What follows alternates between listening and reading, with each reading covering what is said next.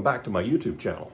Today, Gandalf and I want to talk to you about openings of a book and why they're so important.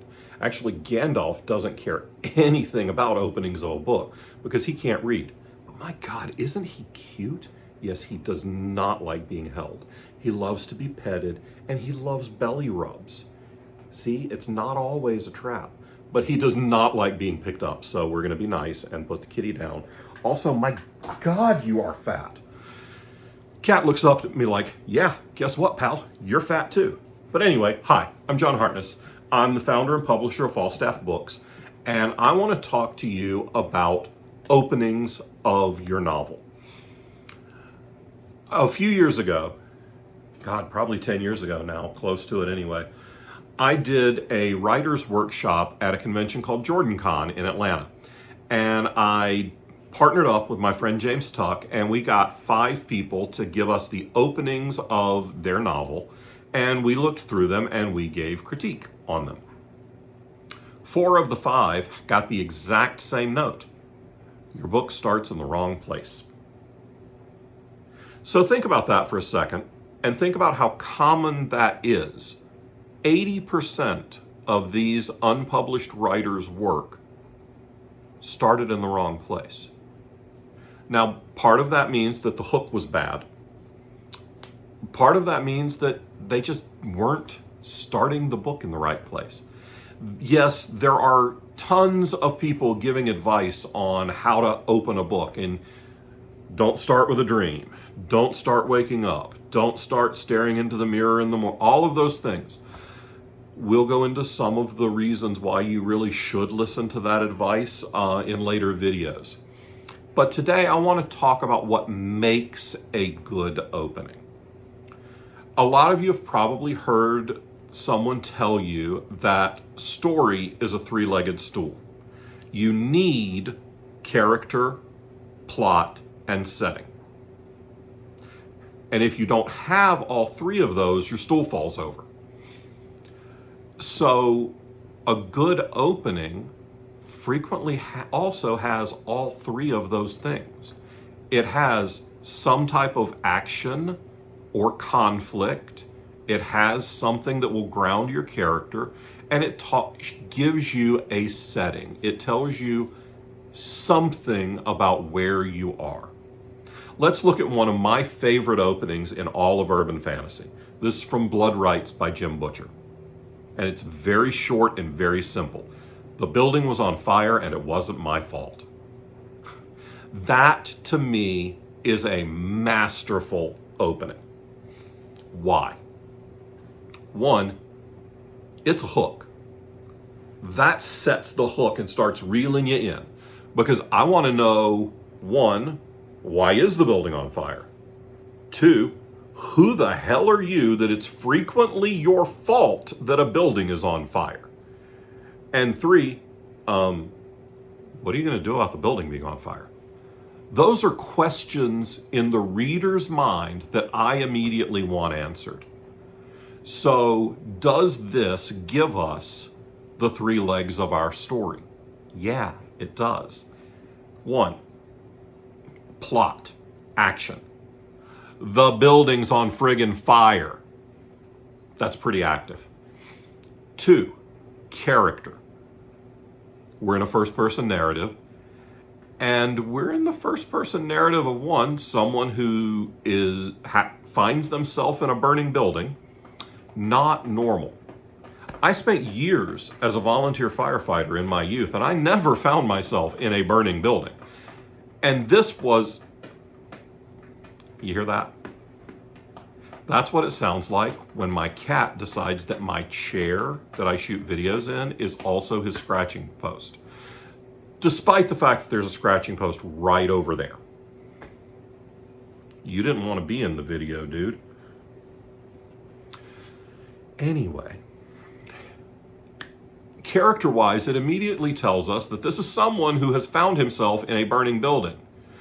And it's a question as to whether or not they're responsible for it being on fire. That tells us a whole lot about Harry Dresden, and we don't even know his name yet from this line. And then setting, yes, we're in a building on fire. So that opening gives you all three of your legs of your story. You do not have to do that in the first sentence of your book. The first sentence of 1984, which I don't have committed to memory, but something about it was it was an afternoon and the clock struck 13 o'clock. Well, that doesn't give us any plot or character, but it's a good hook for a first sentence. Your opening is not just your first sentence. Your opening is all about getting the reader hooked. Your first sentence buys you the second sentence, which buys you probably the rest of the first paragraph, which if crafted well will buy you the second paragraph. We live in a world today where you do not have 100 pages to hook a reader. You certainly do not have 100 pages to hook an agent, an editor, or a publisher if you are unpublished. I don't give a shit how Tolkien did it. He's been dead a very long time and you aren't him. I don't care how Robert Jordan did it, or how Brandon Sanderson does it, or how Patrick Rothfuss does it, because they have something you don't. Well, one, Robert Jordan also passed away and has been gone for a number of years. But Brandon and Rothfuss have something y'all don't. A big-ass contract. Also, reader equity. They have a track record of producing good work. When you are submitting to an editor, an agent, or a publisher, and you are an unpublished or barely published writer, you have none of that. You have to be not just good, not just better than the next person in line. You have to be better than 99 out of 100 submissions. That is how competitive, if not more competitive, the submission process is at many presses, even the very smallest of presses. So your opening has to slap. Is that what the kids are saying these days? Do things still slap? I'm old, okay? I accept the fact that my slang will be many, many moons behind the times. But you get what I mean. You know what I mean, Mark? 3 of you are old enough to get that reference. Your opening must convey, it must answer questions and it must raise questions. You must give us enough information about your plot, your setting, and your character to make us want to know more. If it does not, then it's entirely possible your book isn't starting in the right place. You have probably heard a lot of people say that prologues are out of fashion. And you have probably ignored this advice and written a prologue into your masterpiece novel. Now take a look at your prologue and see if your prologue needs to be thrown the fuck away.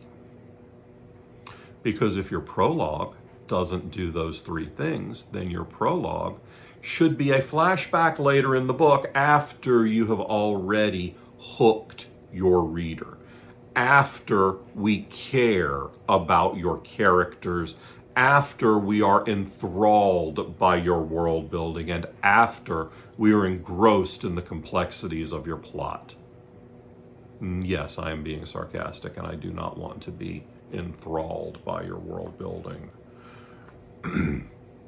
I don't even want to notice your world building. I want your world to be so immersive that it doesn't even occur to me that it's not the world I live in. I want to be so neck deep in it that I can't imagine any other place. So, if you have a prologue, maybe you're telling me a story from 50 years earlier. Maybe you're telling me a story from 1,000 years earlier. Maybe you're telling me a story from another planet. Stop telling me that story and tell me the story that you want me to buy the book for. I don't give a shit how your favorite writer does it. Your favorite writer has a contract and you're trying to get one. If you are writing avocationally and you do not care about ever selling a manuscript for publication, feel free to ignore this and every other piece of advice I'm giving you, because I am not talking to someone who is, I'm not talking to Emily Dickinson. If you want to write and write just for yourself and put it in a drawer and people can discover your brilliance after your passing, go with God or gods or Flying Spaghetti Monster. Go with whatever. But if you are trying to write saleable, commercial genre fiction in the 21st century, make your opening solid. Because if your opening isn't solid, I'm not going to get to page 2. We did a panel at JordanCon recently, a couple of weeks ago, and it was live action slush. And what that means is that a panel of editors sits in a row, and in this case, a fantastic audiobook narrator read the openings of books for us. And we raised our hands when we would stop. Normally, at this convention, you walk in and there are dry erase panels where you write your name instead of having pre-printed nameplates that everyone loses. I think this is a great idea. It's better for the environment than printing out a bunch of garbage that people throw away. And I have stolen this idea for a couple of other conventions. I didn't write my name. I sat down and I wrote Simon Cowell because I reject quickly. This year at Falstaff Books, we're looking to publish roughly 60 titles. That's more than a book a week on average. I edit usually a quarter to a third of those. And I write 2 to 3 novel-length works a year, plus 3 or 4 short stories. I'm busy. If I'm reading a manuscript for publication, it's got to be good from the jump. And everybody else that is reading a manuscript for publication is also busy. And they are also getting inundated with submissions. The last time we were open for unsolicited submissions, which some people refer to as slush, we were open for the month of February, and we received over 300 submissions. Yes, I chose February because it was the shortest month. We offered a contract on 2 of those manuscripts. So less than 1% were contracted. We're a very small press that does not pay advances. How many manuscripts do you think you're fighting through at DAW, Tor, Angry Robot, any of the bigger houses? Thousands. You have to be good. And you have to be good fast. Because even at Falstaff, I am not the first person to see the submission. You have to get through 1, maybe 2 other editors before I get to it. And it's the same way everywhere. I don't know how agents work, but I know that in a lot of publishing houses, there are interns and assistants and slush readers who read those unsolicited submissions. So you have to impress them. Then, in some places, you have to impress their boss. And then you have to impress the person with the authority to offer a contract. And the way you start doing that is in your opener. So go back to your book and make sure that you are starting at the right place. You've heard the saying, standing over a dead body is never a bad place to begin a book. I agree with this. I've started several books staring down at a dead body. I actually think that I've made it a shtick in my Quincy Harker Demon Hunter series that repeatedly, yep, that's another dead guy. In the book I'm working on right now, I literally start with, "You take me to the nicest places, dear." And he's standing and looking at a dead body. By the way, that's Quincy Harker number 10, currently untitled, which hopefully will release later this year. I have to finish writing it. So, how do you write a strong opener? You build. It's a snowball. In your hook, you give us both answers and questions. Then move further into that paragraph, more answers, more questions. Keep going. More answers, more questions. The questions can be small. The questions can be, wait, who's this new character that just came in? That's fine. That's still a question. That's still something that keeps your reader going because they want to know the answer. My wife and I once took two friends of ours to a production of Into the Woods by Stephen Sondheim. Lovely musical, one of my favorites, and I'm not much of a musical guy, honestly. And it was a good production at our local community theater. At intermission, Susie and I noticed our friends leaving. And we're like, oh, well, I guess they didn't like it. If you've never seen Into the Woods, you don't know that Act 1 can be, and in the case of my friends, was viewed as an entire story. The whole thing wrapped up. They didn't ask any leading questions to let you know that there was an Act 2. I'm guessing that they assumed you would read the program and see that there's an Act 1 set of songs and an Act 2 set of songs. I don't know. Honestly, I knew the show and I didn't read the program other than to see what roles my friends were playing. But my two friends didn't read the program. And all the questions that were raised in Act 1 were answered in Act 1, and they thought the play was over and they left. I saw them on Monday. I saw my friend from work on Monday, and I said, hey, did you not like the show? Oh, yeah, it was great. Why'd you leave at intermission? What do you mean I left at intermission? There was another act? They had no idea. You have to do the same thing. You have to answer questions and ask more questions that the reader wants answered. Because that's what's going to drive a reader to keep going. With me, as an editor reading for publication, if I get to page 2, you've done pretty good. If I get to chapter 2, you're kind of killing it. If I read the whole thing, choirs of angels singing, kid. You're getting an offer of a contract. Honestly, if it's that good, I'll probably offer a contract before I'm done reading it. I'm impatient. I have serious ADHD. Also, if you can launch, me and my team of editors can help you stick the landing. There are plenty of books out there that have failed to stick the landing, including most of the ones written by Stephen King. God bless Uncle Steve, but he doesn't do good endings. He knows it. He admits it. But we can help you fix the ending if your opening is good enough to make me care.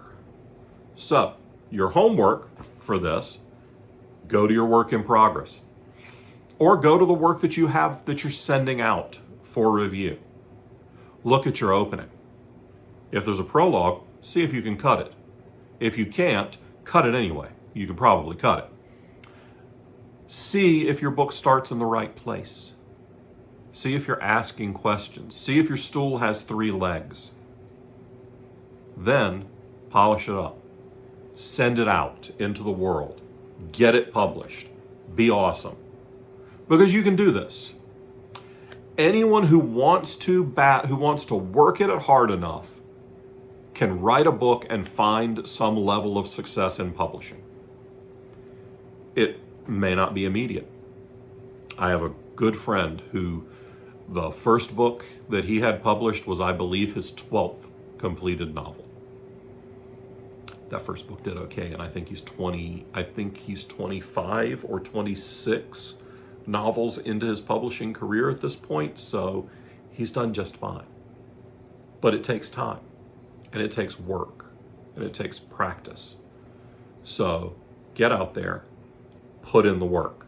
But before you do, please like, subscribe, ring the bell to get notified, leave a comment telling me I'm an idiot and that you don't have to follow any of these rules because you're the second coming of Robert Jordan.